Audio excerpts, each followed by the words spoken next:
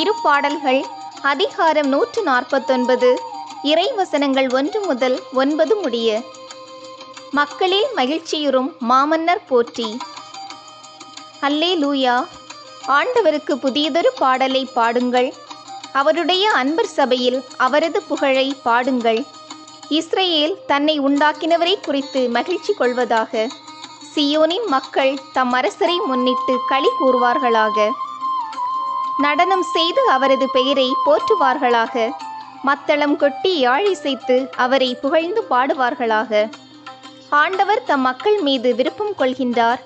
தாழ் நிலையிலுள்ள அவர்களுக்கு வெற்றியளித்து மேன்மைப்படுத்துவார். அவருடைய அன்பர் மேன்மையடைந்து களி கூறுவராக. மெத்தைகளில் சாய்ந்து மகிழ்ந்து கொண்டாடுவராக. அவர்களின் வாய் இறைவனை ஏத்தி புகழட்டும். அவர்களின் கையில் இருபுறமும் கூர்மையான வாள் இருக்கட்டும்.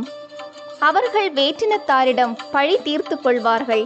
மக்களினங்களுக்கு தண்டனை தீர்ப்பிடுவார்கள். வேற்றின மன்னர்களை விலங்கிட்டு சிறை செய்வார்கள். உயர்குடி மக்களை இரும்பு விலங்குகளால் கட்டுவார்கள்.